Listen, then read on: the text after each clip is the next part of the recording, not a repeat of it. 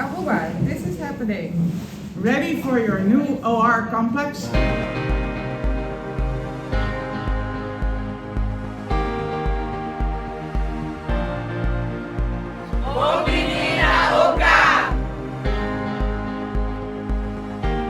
Vanochtend zag ik echt een heel trots team van mensen die al heel lang naar dit moment uitkijken, de eerste dag op het nieuwe OK-complex.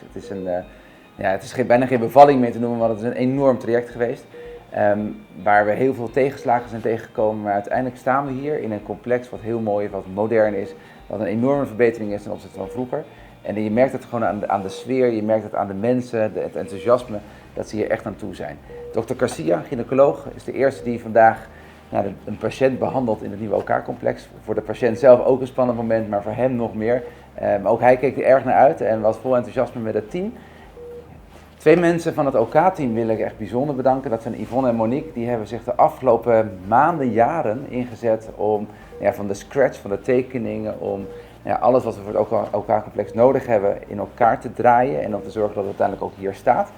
Dus die hebben heel veel bloed, zweet en tranen, maar ook slapeloze nachten gehad en heel veel irritaties. Maar ze hebben het voor elkaar gekregen met natuurlijk het hele team van mensen eromheen. Van het ziekenhuis, van SOGA, van OHL, van het land Aruba.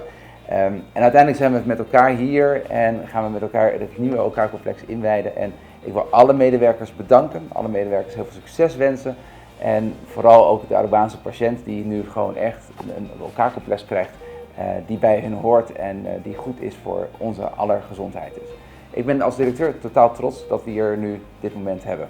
Het lastige van een OK-complex is dat het allemaal heel erg nauwkeurig luistert. Dat je wil dat alle metertjes en alle gassen en zuurstof en dat het allemaal goed werkt. Dat alle processen goed op orde zijn. Omdat het immers om patiëntveiligheid gaat. Dus het is anders dan een hotel of anders dan een verpleegafdeling.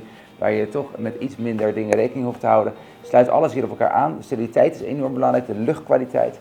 Nou, dat is ook waarom het allemaal extreem lang duurde en ook waarom we steeds toch weer met elkaar verbeteringen wilden hebben, omdat we die kwaliteit zo ontzettend belangrijk vinden. Dat we dat belangrijk voor de patiëntveiligheid. Dan gaan we ook volgens nu, we hebben de eerste OK vandaag gestart en we gaan langzamerhand steeds meer OK's overbrengen naar het nieuwe complex. Dus vandaag starten we eerst vanochtend op 1 OK, vanmiddag doen we een tweede erbij, morgen komt een derde erbij. En dan hopen we aan het eind van de week daar te zijn dat het hele OK-complex dan operationeel is. En dan is het nog niet af, want we zijn een bestaand gebouw, een bestaand ziekenhuis, waarin we dus niet alles in één keer hadden kunnen verbouwen.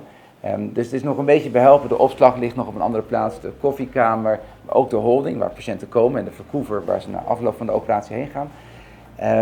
Dat gaat in de volgende fase, in de komende 1,5 jaar verbouwd worden. Dus het echte, hele complete OK-complex duurt nog een tijdje voordat het al klaar is.